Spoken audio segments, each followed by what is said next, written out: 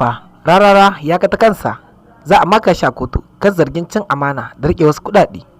Mai sauraro barka da wannan lokaci, kana barka da jimirin sake saduwa da mu a cikin wannan sabon bidiyo namu mai albarka. Mune maka maraba lale na zuwa cikin wannan tasha tamu mai albarka. Kana idan har ya kasance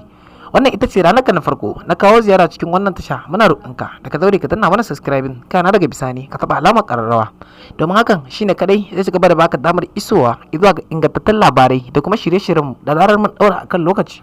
To mai sauraro, ga da cikakken wannan rahoto na zuwa maka a halin yanzu. A wannan rahoto da muke tafa da shi za ku ji ya tuka tsakanin Daura Kawutu Rarara da wani mawaƙi da ake wa lakabi da Muazzam Fage. Wannan al'amari ya faru ne a sa'ilin da watanni da suka gabata, wanda mai sauraro za ka saurari cikakken wannan rahoto, za kuma ka ji ya ta kaya da Daura Kawutu Rarara inda ake so a maka shi a kotu domin ya girma abin da ya shuka na cin amana. Mai sauraro idan har bai manta ba da fari dai a gabatowar siyasar ƙasar nan da ta yi wadda ta shuɗe a halin yanzu, to tabbas an san cewa Daura Kawutu Rarara yana sawan gaba wajen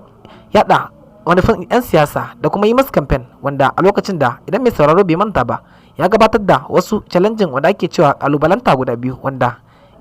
karkashin gudanarwa Bola Ahmad Tinubu da kuma Sha'aban Sharaɗa, wanda ya sanya gasar challenging wanda za a yi ta a shafuka na sada zumunta, wanda ya bayyana cewa to fa tabbas dukkan wanda ya lashe ɗaya daga cikin waɗannan challenging da ya sa, ko mu ce yana da wasu kyaututtuka wanda ya ware cewa na ɗaya zai samu mota, na biyu zai samu kyautar wayoyi a ƙirar iPhone, inda a wannan lokaci fa mai sauraro tabbas an yi wannan gasa kuma ta farko an je garin Katsina an ba da waɗannan kyaututtuka kamar dai ya cika sani. To a wannan lokaci ne mai sauraro da aka gudanar da wannan al'amari, wani bawan Allah ya fito yake cewa bayan lokacin da aka karɓi kyaututtuka a hannunsa a matsayinsa na ɗan kasuwa, to har yanzu Daura Kawutu Rarara ya rike masa kuɗinsa ya kuma hana sa, inda ya bayyana cewa kuɗaɗen suna da kimanin yawa, wanda shi a gurinsa a matsayin ɗan ƙaramin ɗan kasuwa to fata wannan tamkar jari suke a gunsa, inda ya bayyana cewa kuɗaɗen da Daura Kawutu Rarara yake bansa sun kai naira miliyan 10 har da ɗoriya, wanda yace idan tabbas bai bashi kuɗinsa ba bashi da hanyar da ya kamata ya bi domin karɓar waɗannan kuɗi face iya hanyar da talaka ke da ita ƙwaya ɗaya a ƙasar nan, wato ya je kotu,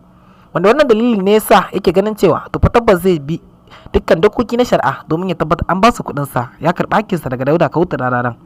To mai sauraro kun ji dai wannan rahoto inda abin ya kaya, wanda kuma a halin yanzu wannan bawan Allah ya fara yunkurin karɓar hakkin nasa ta hanyar bi da dokoki da jerin abubuwa da suka tanadi na shari'a. Ya ce tabbas a shi da yake shari'a da Daura Kawutu Rarara kan haƙƙinsa, tun idan har bai ɗauka ya basa ba to fa tabbas ba zai kwace masa nasan ba, wanda wannan dalilin tabbas mai sauraro muna roƙon Allah ya sanya